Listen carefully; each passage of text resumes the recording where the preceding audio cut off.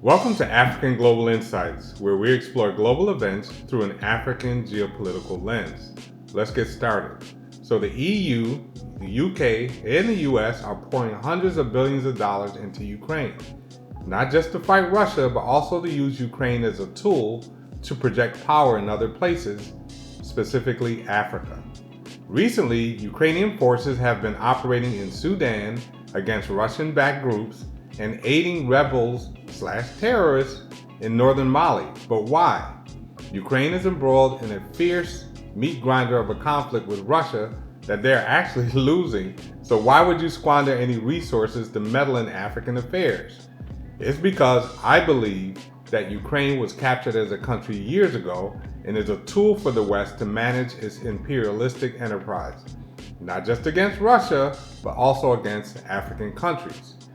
The Obama administration's meddling in Ukrainian affairs was breathtaking. In 2014, his administration, along with the CIA, the State Department, and politicians like John McCain, supported and backed a coup against the democratically elected president, Viktor Yanukovych.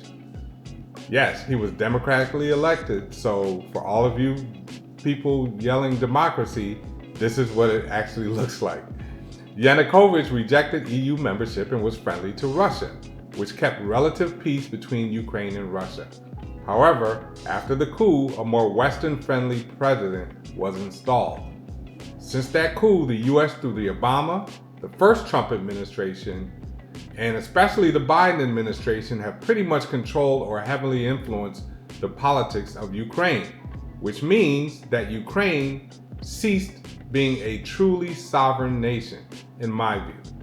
Both the US and the EU provide significant financial aid to Ukraine, which indirectly supports its economy and budget, allowing Ukraine to maintain their economy, even though their economy is in relative ruins in some of the sectors. So the US provided $128 billion in aid to Ukraine since February 2022, including $19.25 billion in budget support that helps Ukraine pay salaries, pensions, and maintain services like hospitals. However, the April 2024 US aid package explicitly prohibits funds from being allocated to pensions. Since the second Trump administration came to power in 2025, the EU has taken control of the Ukraine project. And I quote, "The European Union and our 27 member states remain united and determined in our unprecedented support for Ukraine.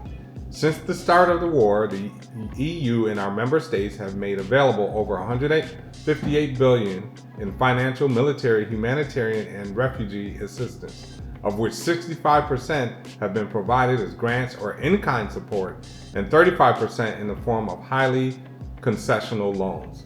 About $82 billion of that is financial and budgetary support, which helps Ukraine cover wages, pensions, and public services. With an unwinnable war, massive lives lost, virtually no industry left, unemployment through the roof, Ukraine belongs to its creditors now, and that's clear. The creditors seem to call the shots, including major military decisions. So what has the EU, UK, or US ordered or approved Ukraine to do in Africa? First, let's look at Sudan. Since April 2023, Sudan has been caught in a civil war between the Sudanese armed forces and the Rapid Support Forces. Reports from outlets like CNN and the Kiev Post claim Ukraine special forces, specifically the Timir unit, are active in Sudan targeting Russian mercenaries, allegedly supporting the RSF.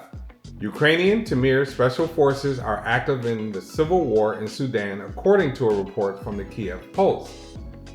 There is video footage which purportedly shows the Ukrainian forces using small drones against the RSF.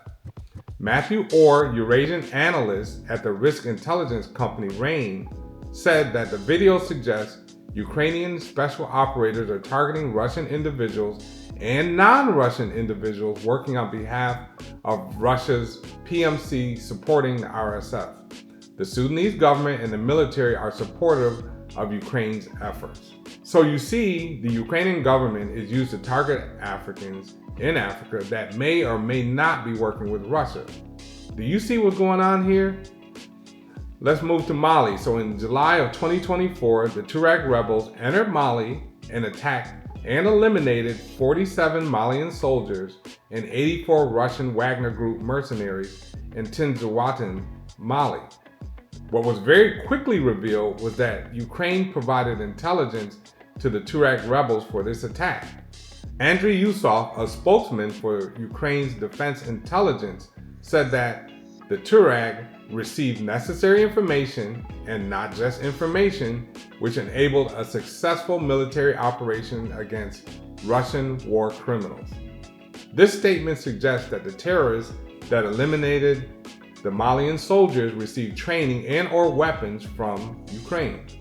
We've already established that Ukraine is externally funded, however, is also externally controlled. If this is the case, then there is no way that Ukrainian officials would go halfway around the world to African countries to fight if they are not given the permission or orders to do so, because any weapons they have now are also provided by their creditors.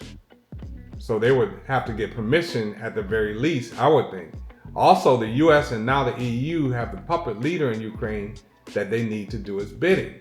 The army of Ukraine is well trained and they have proven useful in certain military theaters.